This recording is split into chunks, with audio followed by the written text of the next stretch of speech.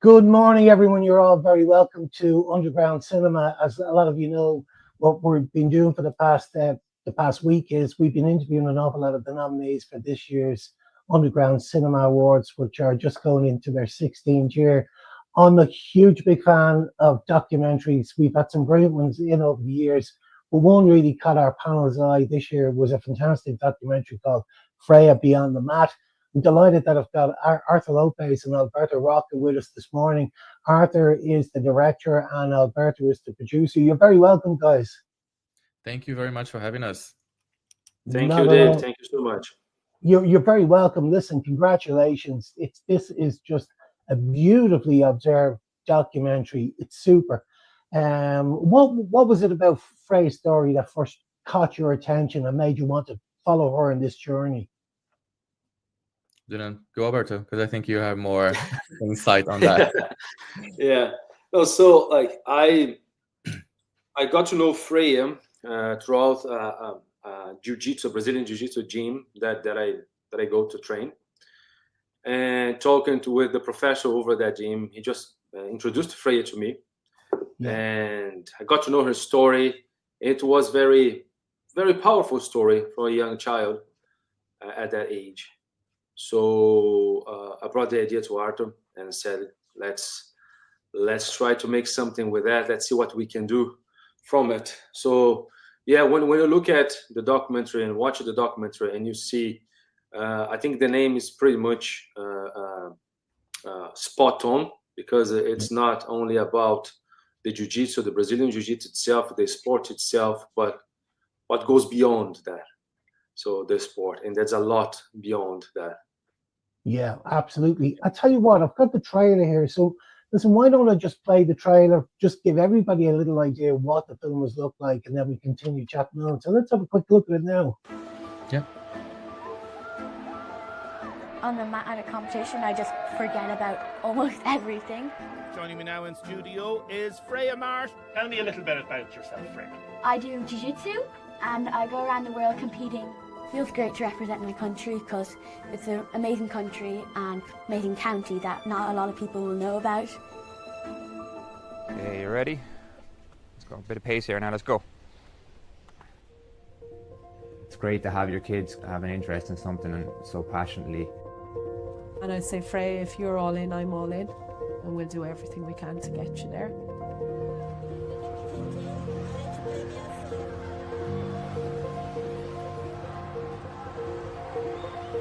Never give up, because if you just keep training and you keep going, you can get wherever you want to be.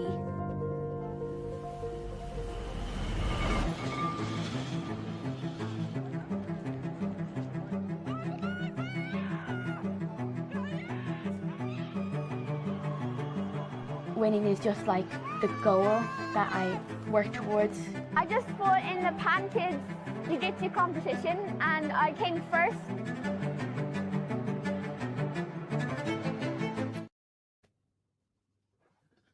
Guys, the trailer was a little jittery there. Just pull it there. It might be on my end.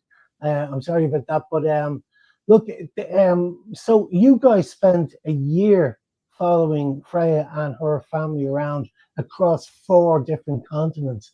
That's incredible. Can you tell us a little bit about that, Arthur? I mean, what were the challenges with that? Yeah, 100%. Yeah, so when Alberto brought the idea to me, and like I found it fascinating because she's 12 now, but when we started recording with her, she was 10. And then she was already getting lots of recognition and, seeing newspapers and medals. And it wasn't ordinary girl or too trivial. She was like, going beyond the mat, like, if you will. Yeah. But in terms of the location, yeah, we knew since the beginning of the filming that we would be going to those places because she had all those competitions. I mean, not that we knew 100%, we knew those competitions that would happen, but if she would pass in every category, in every fight, she'll be going to those competitions. And then she ended up going to all of them. I believe the biggest challenge for us, at least for me and talking to Alberto, was not being able to go to those places beforehand to check in terms of like, Yeah. you know, where to put the camera and what the place looks like, you know, and how is the sound, or like how many cameras we're going to bring, what's the space going to look like, just for us to be able to prepare like beforehand, and because we couldn't go there beforehand. So that's like, to me, was the most challenging thing. We went to Portugal, Brazil, US, Dublin, and Abu Dhabi. But other than that, it was just an incredible experience just to be able to travel as a team and, you know, and do what we love to do. And because, you know, like, I don't know, 5 years ago, someone told me like, oh, I'll be going to Abu Dhabi to record a documentary. I'll be like, haha, yeah, right. Do you know what I mean? But like, we did. Yeah. And you know, it's just like on the side, there's like, oh, the culture, the place that we were able to go there as well. And, you know, the people that we met and the whole logistics behind to try to communicate with the organizations and in those countries for us to be able to have access to film. And then luckily we were really well welcomed in those places. When we told the organization we were going to film a documentary, they were like, oh, incredible. And we just, you know, explained who Freya was. So everybody was really keen to help us achieve what we were planning to achieve. Yeah, like this isn't your typical sports documentary. This is slightly different because you go into the early mornings, you know, the long drives, the exhaustion. I mean, that was really important for you to show, wasn't it? Yeah, 100%. And since the beginning, we knew that we didn't want to create a documentary that was like a sport documentary, if you will.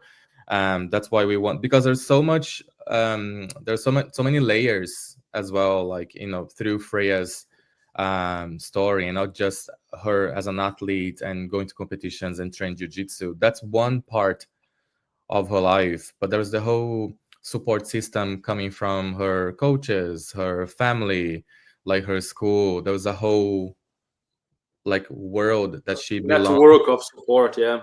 Yeah, that it was really important for us to show as well, and how their lives are on day to day, you know, like the sacrifices the family have to do to bring her to competitions, who stays in Ireland, who goes with her, and what about the other girls, because she has two sisters. So we wanted to show that as well, to be more, so people could relate more, and not just not having that athlete and audience, but also have like, oh, she's an athlete, but I can relate to her because she goes through sacrifices and challenges that I can also go and can relate to myself and to my life. Yeah, I mean, this just isn't just a sports film. It's a coming of age story. That's what it is. The relationship between Freya and her parents, it's central to the film. I mean, how did you earn her trust and, you know, capture such, you know, vulnerable family moments on camera? I think for us, the key moment was when we decided to do it, and we sat with the parents to have the first conversation with them. And we had a very informal conversation. We tried to get as much as possible information from them and make them feel comfortable with us as well. So, because we made part of their life for a year. They've seen us like all the time in their houses, travel with them. So gaining that confidence was very important. I think one factor that played in our favor was the fact that I was going to the gym as well, not only seeing them when we're going to shoot, but I was seeing them daily basis as well outside of the shooting, at the gym. And I believe that they trusted us fully to do that, and that helped a lot gain that confidence, bring that closure to from us, and the family as well, so we could extract as much as we could. All, as Arthur said, all the drama around, not only the struggles, not only about the athlete itself, the struggles as an athlete, but the struggles as a family of 5, and 2 young sisters, and the struggles of the parents with their works and trying to accommodate the finances and the logistics of traveling and sponsorships, which is quite difficult in Ireland, especially in female sports. It's very quite difficult to get sponsorship. So we understanding all those aspects and being part of this made them close to us, made it easier to just extract as much as we could from their day-to-day life. Yeah. I mean, was there a specific moment, during film when you realized that this story has become something much deeper than you first expected? We actually talked about this throughout the year. I think there was like so many moments that happened because like since the beginning we did have like a plan of what we're going to shoot throughout the whole year, right? Like because it's a documentary, it's not a fiction, so we don't have much control of the things that's gonna happen. But we knew that if this happened, we film this. If this happened, we film this, like to create a narrative. But one thing is just to have all those ideas on paper, and the other thing is when you have those ideas become a reality and it's in front of you, and then I think I'm not sure, like I don't know if Alberto's gonna agree, but I think one of the moments that like made us realize, this is becoming bigger than we actually thought, even though we planned, but we didn't really, when you plan something, you kind of believe it's gonna happen. I think was when we went to America, like to US, and then that she became, like she won the competition there, one of the biggest competitions in the world, and then just for us, because we have like a really small team, like really, really small. And then just to have that moment, like in Orlando, like, like filming the documentary with her and seeing her winning was just like, it was a moment that I realized, not because of the competition itself, not because she won, but I think the magnitude of the event that because it was basically halfway through the year that we went there, because we started filming in March, April last year. And then this competition was in July. So it was halfway through the year that we were already feeling that it was becoming something, like I wouldn't say bigger than we thought, but like deeper, I would say. But I think when we went to America, not for any specific like grand reason, it was just the feeling that we were there and seeing her there that made us feel like, that's something's going on here. No, I agree with Arthur. I think when we realized that, okay, this is going towards this, and how deep it started to go, especially with the story in America as well. And not only from our side, but from the side of the story as well.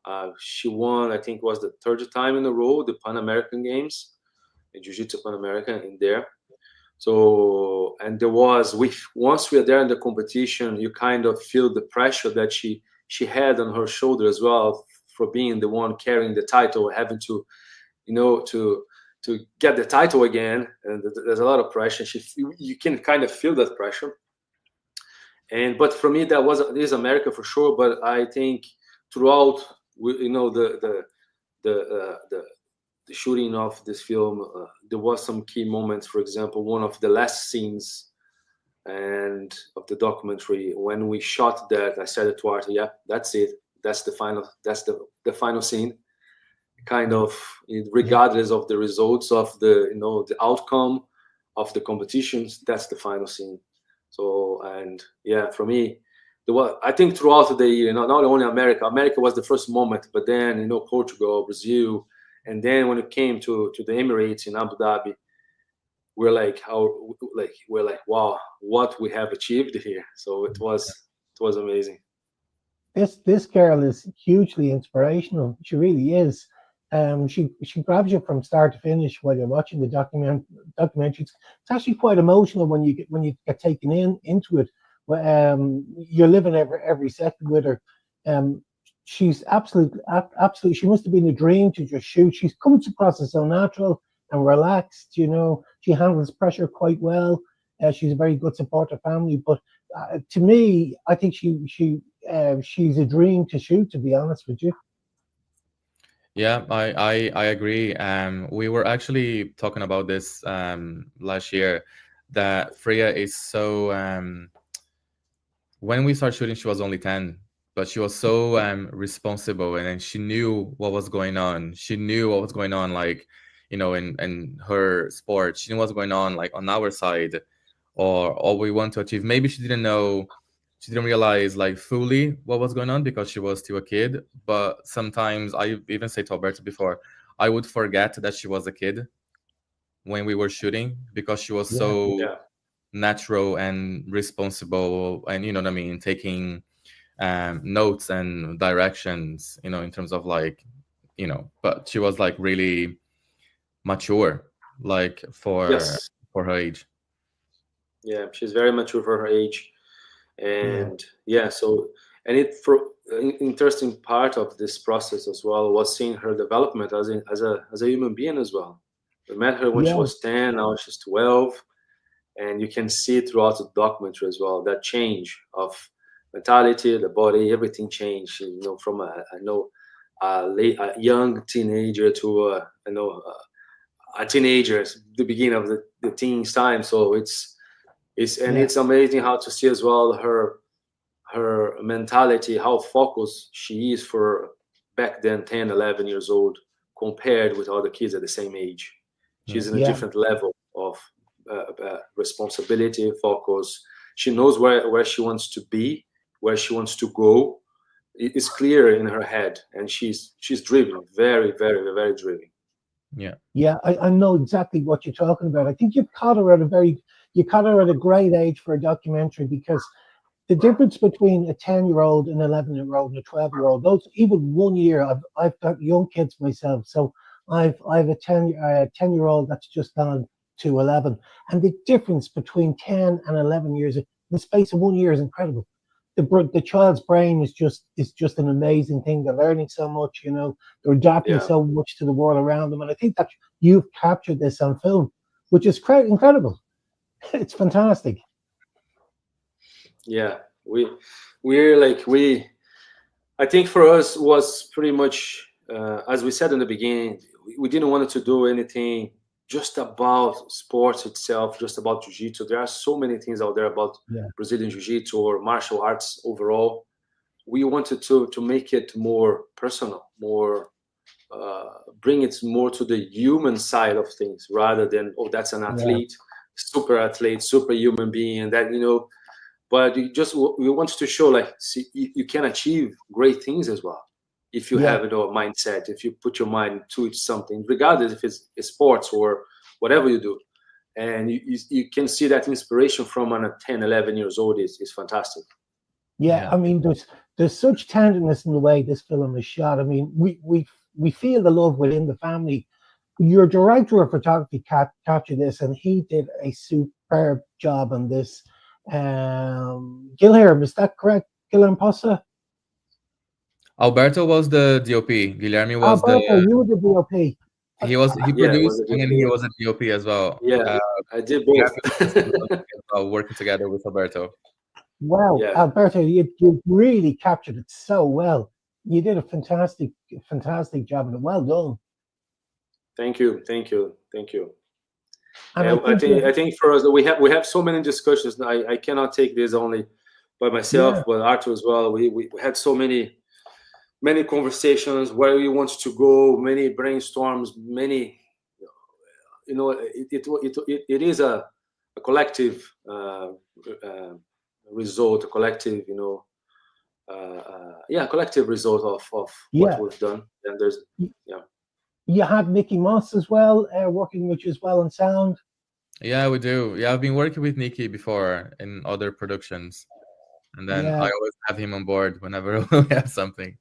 Hey, listen, he's one of the best. He's been nominated a good few times, but also in Underground Cinema, he's one of that. You see his name pop up in the credits at the end of the film, that's why the sound is so good. Nicky's been working on it, and I'm a great believer in, you surround yourself with really good people, and you'll end up with a really polished end result. So Nicky's great. Yeah, he's incredible as a person as well. He's a great guy as well. Yeah. When it comes to independent filmmaking, where funding's very hard, to come by. It's difficult. Most people are financing everything themselves. This, to me, looks costly. You have to travel to 4 different countries.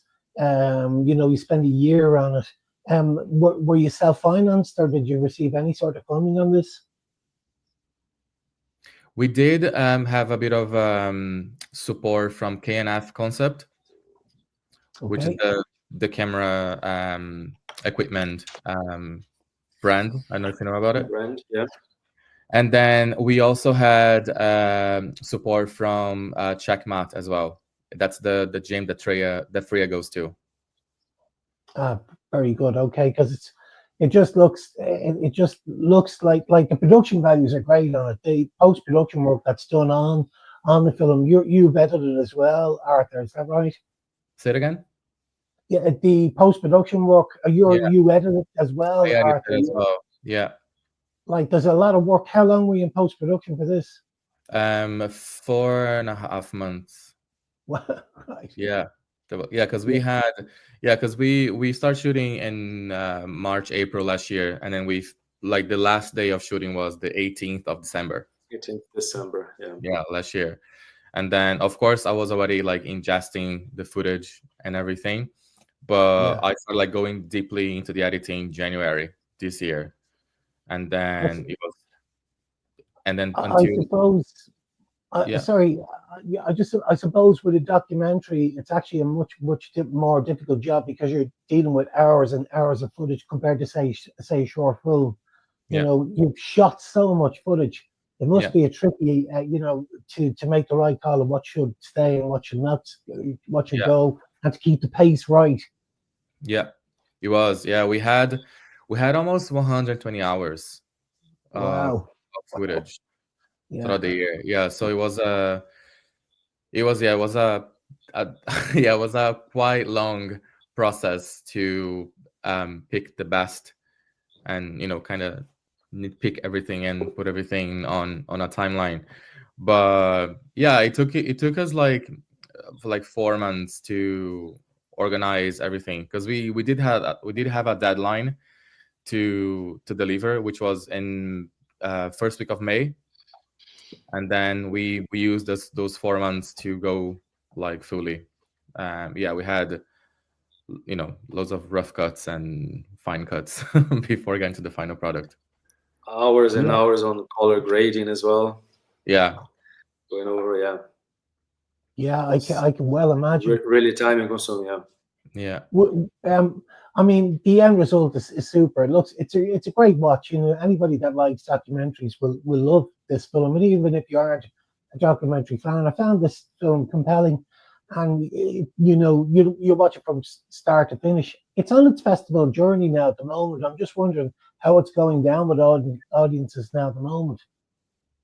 It's been going really good. It was just screening in London this weekend and the West London Film Festival, but it's been going since May, June this year. So we went to Croatia, we went to Stockholm as well, New York.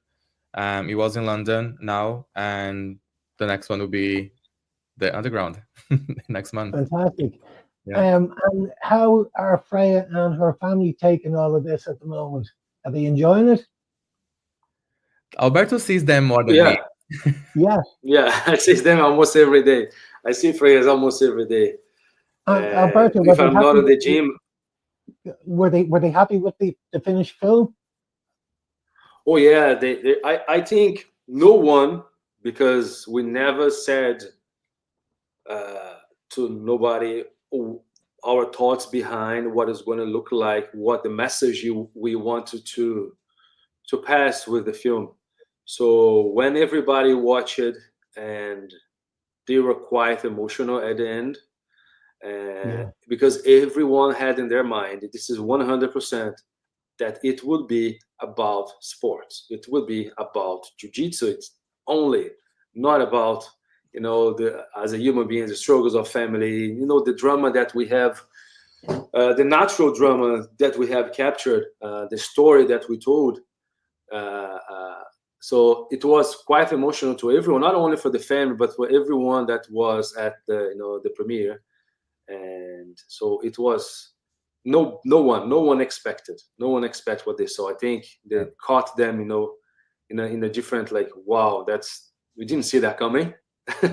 And I think that's why the emotional side, was brought, to the surface as well, when they put the pieces together at the end and say, wow, that's amazing story that was told. And the family are very, very happy with the final results as well.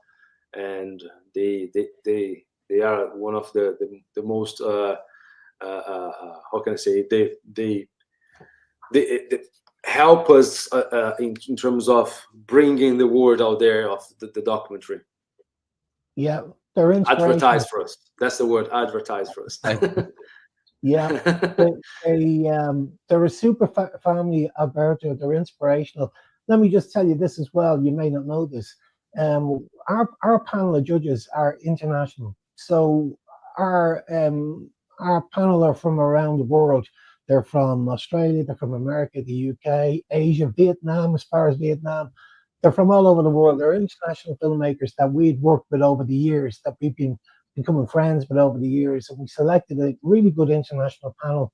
So they have no idea. And it's a great way to work as well, because the Underground Cinema team were on the panel a long time ago, but we became so friendly with some of the filmmakers, it was very difficult to make a non-biased decision. So we pulled ourselves out of it completely. We only get involved if an international panel can't make the final decision. So your documentary was viewed by an international panel. They've no idea who Freya is. They've no idea about jiu-jitsu in Ireland. They just thought that this was a super documentary. And we got some great ones in this year, and they selected you guys. I think that's a great nod, to be honest with you, regardless, win, lose, or draw, to get accepted from filmmakers across the world that have no idea who you are. I think that's a great endorsement. Yeah, I think we always talk about this. I think when we, like, as filmmakers, we never make films expecting to win awards or to go. That's not the main reason. We do because we love to do. We love to tell stories, and then when the story is done, that's our achievement, But I think it's really important and really satisfying when your work is recognized, like, by someone that you have no relation whatsoever. I feel it's like a stamp of, like, you did a good job. Regardless if you win an award or not. I think just being selected to a festival or being nominated, I think is just like a tap on the shoulder, like, oh, you're doing a great job, like, keep doing it, but it's not the reason that we do it. Yeah, I think I think awards like this, they're important. They're there really to encourage you to keep going, because independent filmmaking can be a hard and lonely place. So to get an acknowledgement in some sort of way, it just makes you feel like it was worth all the work, and let's get on to the next project. And what is the next project, guys? What are you up to? Oh, we've been so busy at the moment. Myself and Alberto, we have the Jungle House films that we opened like last year, mainly to go through the process, like with Freya, with all contracts and all this bureaucratic part. But we do have like smaller jobs that we do, the like promo ads, institutional videos for different companies. But like we don't have like a big project like Freya at the moment. We're gonna take a little holiday to to kind of like heal from the whole process from last year. But we do like smaller things on the side as well. Well, listen, guys, it's been an absolute pleasure talking to you today. Alberto, when you see the family in the gym, please pass on our congratulations. Underground Cinema team, we're delighted to screen the film. We're delighted it's been nominated for an award, and we look forward to seeing what you guys have in the future for us. So please do keep in touch with us. We will. We will. Thank you so much, Dave. Thank you so much, Dave. Yeah, we'll see you next month. Okay. Thanks, guys. Bye. Thank you.